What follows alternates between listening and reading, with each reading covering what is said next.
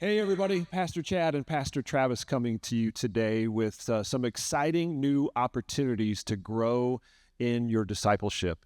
And our discipleship roadmap is fantastic. It kind of lays out for us the manner in which we can take systematic steps in our spiritual growth, but it has a giant gap in it. And it reminds me a little bit of the Dukes of Hazzard. Now, Travis, are you old enough to remember the Dukes of Hazzard? Oh, yeah, it was my favorite show. I always watched it after the Waltons. You're not that old. I'm not that old, but it was reruns. It was reruns on TV Land. Reruns on TV Land. And so hopefully no matter what age you are, you're familiar with Bo and Luke Duke and, of course, the General Lee. And there was a time in every episode when the General Lee would launch midair over a ravine or some kind of big gap. And Bo and Luke then can you make the sound that they would make? I don't.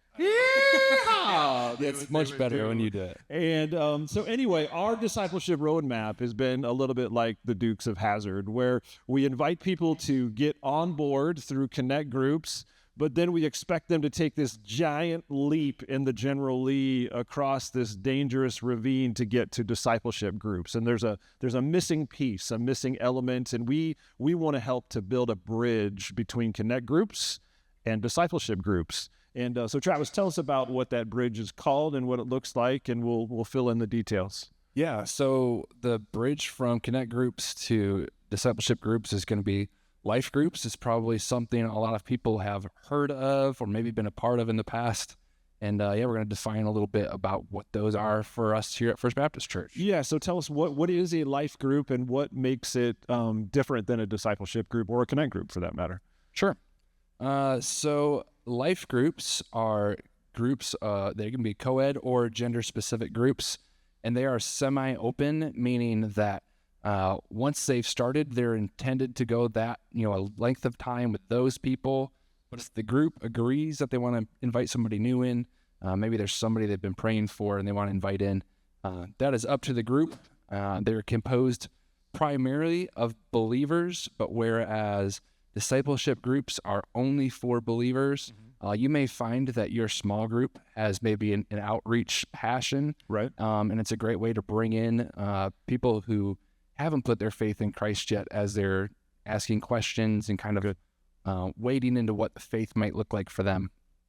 Groups generally are going to be 8 to 12 people. That's what we recommend. It seems to be a good number for good discussion and transparency, but also enough people that if, a couple families are missing, you still got a group to meet with. Sure. They meet regularly for a predetermined length of time. You may find that your group wants to meet for 6 months and, in between maybe your snowbirds and you're here from April until November and you're going to meet for that time period and take a break. Maybe you'll do something else in that time period. Or maybe you're a group that wants to meet for 12 months, 18 months, and then split. And the purpose of our life groups is to pursue biblical community together in order to follow Jesus and make disciples. Excellent. So there are some things in common with discipleship groups, but there are some key differences. And so one of the great opportunities I think that life groups provide is even for couples to be able to participate together. Now, when we say they meet regularly, define regularly for me. What does that look like? Is that weekly? Is that biweekly? Is that what exactly does that mean? Yeah, we recommend that regularly means at least twice a month. You may find that you want to meet every week, and if that's your group, phenomenal. If every other week is a more, reachable goal for your group, then that's great. But we recommend at least twice a month. That way, in case something does come up, you're not going a month or 2 months without being able to meet with your group. Excellent. And then tell me a little bit about what happens there. So we already know well at this point what happens in a discipleship group. What happens during a life group meeting? Yeah. So life groups they're kind of simple, and I think that's a good thing. What happens in a life group is fellowship, sermon discussion with a focus on applying it, what it looks like for us personally. Chad does a great job setting us up to take that step after sermons on Sunday morning, but to actually discuss that and talk about maybe the specifics of what that looks like and then to take time to pray together as a group. We recommend that you could spend some time maybe around a meal or around a table, or you might want to do something with your kids if you're a family group. But there's a lot of flexibility, depending on the group. And I think one of the things that's going to probably inspire us to do is to even give some more detailed application questions to provide for groups, so that you're not having to feel the pressure like, oh, I got to figure out what to. We'll help you with that. And I think that's going to be a really good thing. And then what are the different roles in a group? Are we expecting one person to take the whole burden of leading a group, or does it look a little bit different than that?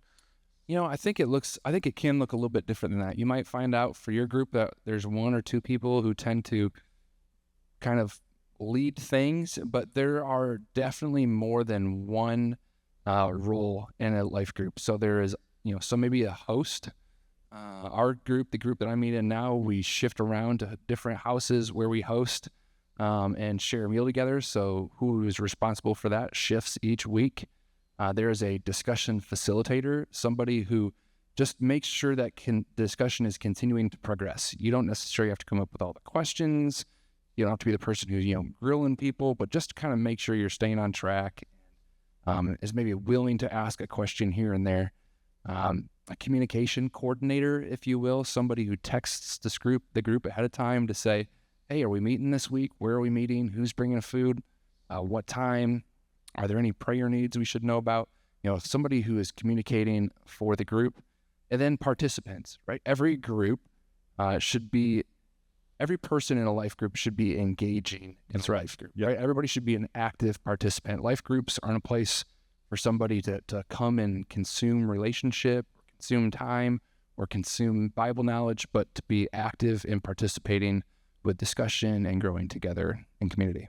Excellent. And I love the fact that we've kind of decentralized some of those leadership responsibilities, so no one is intimidated or feels overwhelmed by being the leader, and we can share the wealth and some of the responsibility in the groups. And so we encourage you to stay tuned. This is kind of the evergreen piece of promotion for life groups. There will be some further steps to express interest and participation in those groups. So just please stay tuned, and we'll be able to fill in some of the details with that.